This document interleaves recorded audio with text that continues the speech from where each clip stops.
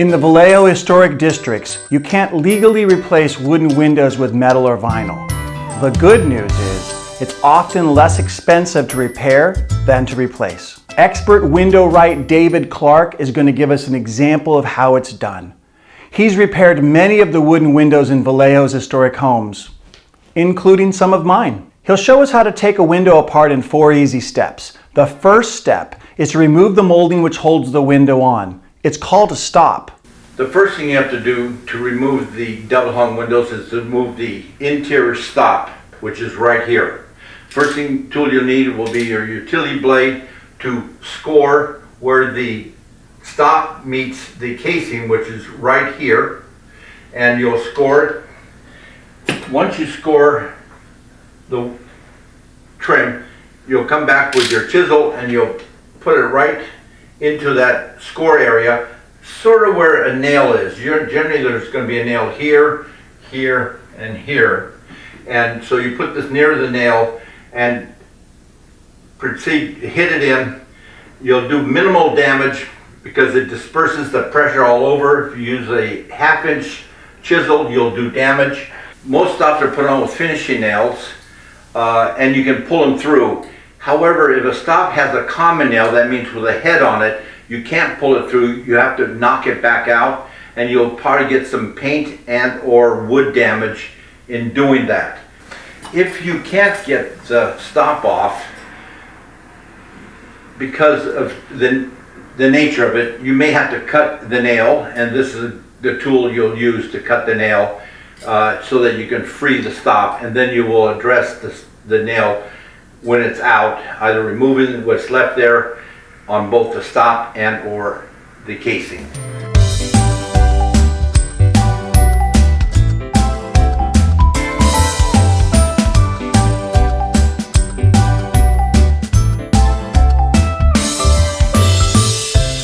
And you'll know you're there when the tip goes through like that, see? I'm already in there. You see how much damage? Right here? Nothing.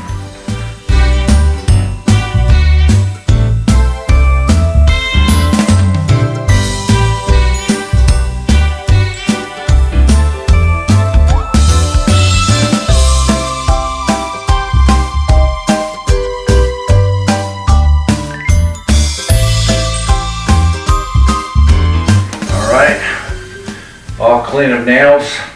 Now that we have taken the jam off and cleaned it, then the next thing I do is I always mark every piece I take off. So I will mark this number 1 window we did. I'll put a mark here as number 1. You'll find, ironically, these things change as you do the windows. One will be a little tighter, one will be a little looser. And you'll find yourself cutting off the tight one to fit it, and then you'll come to the loose one and you have a big gap. So the best thing is to keep where it came from, going back to where it came from.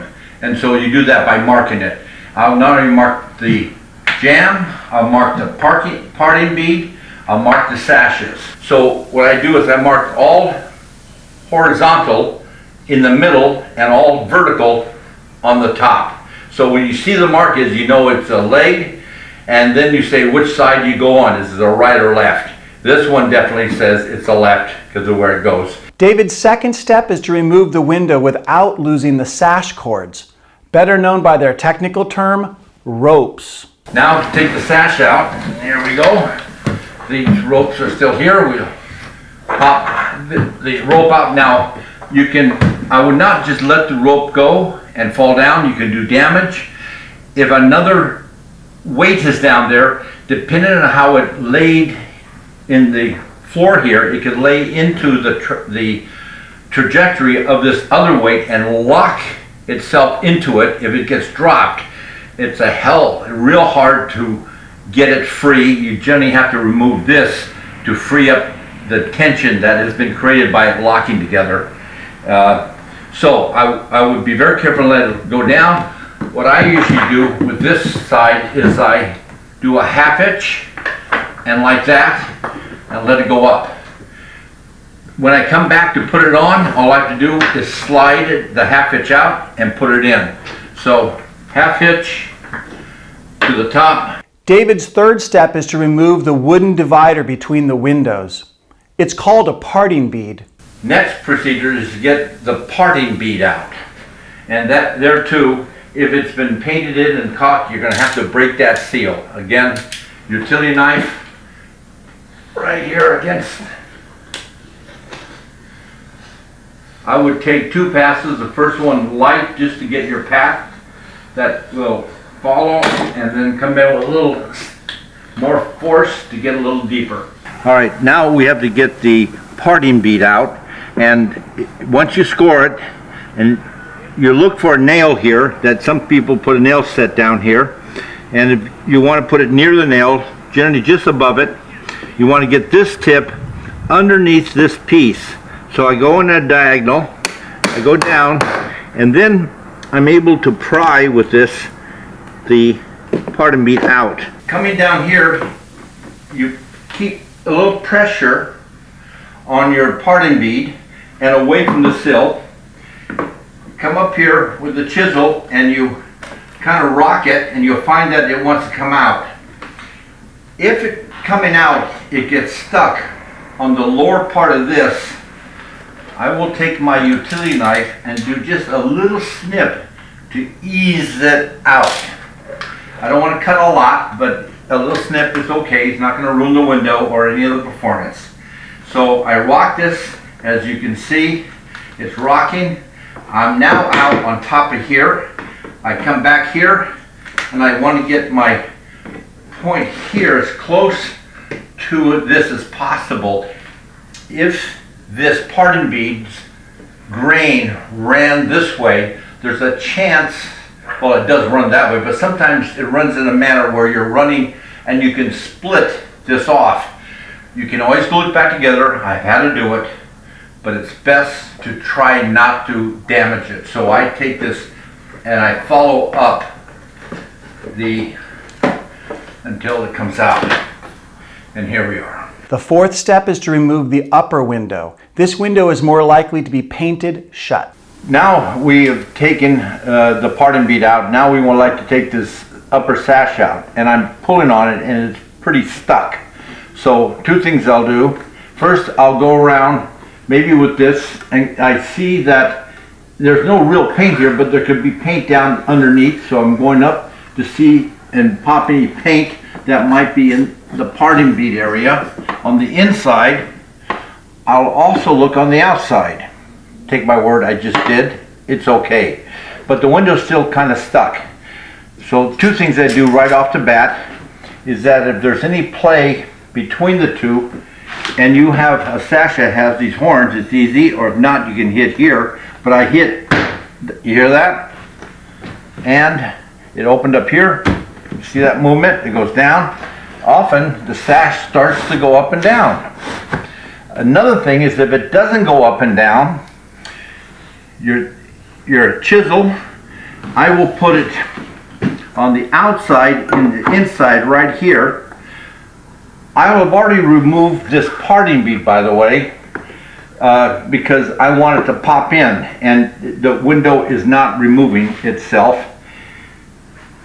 And so with this removed and the window not moving, and you still freed up all the paint, I will put this right in here and give a snap to that, and it will. Now that we've freed up the window and it's moving, we'll take it down and take it out, and if you're doing more than one window, mark it. Let's do a quick review of what we learned in 4 easy steps. Step 1, remove the molding which holds the bottom window in place. Use a 1.5-inch chisel or wider to pop it off. Remove the nails, make sure to mark each piece. Step 2 is to remove the window, making sure not to lose the sash cords. Step 3 is to remove the parting bead, which is the small wooden divider between the windows. Step 4 is to remove the top window. Be prepared that paint may be holding it in place, and don't forget not to lose the sash cords. A wooden window that's been restored and properly weatherized is going to be pretty efficient. Replacing wooden windows with vinyl can cost thousands of dollars per window, while restoring wooden windows can take place with a few hours of work and some simple materials. This type of restoration should preserve your wooden windows for future generations. It should pay for itself in terms of energy savings and home equity. And in Vallejo's historic districts, it's the only legal way to improve your wooden windows. Well, this was an intensive and very technical blog post. We want to thank you for hanging in there with us. There's a lot of information we discussed today, and we don't expect you to necessarily grab it all the first time.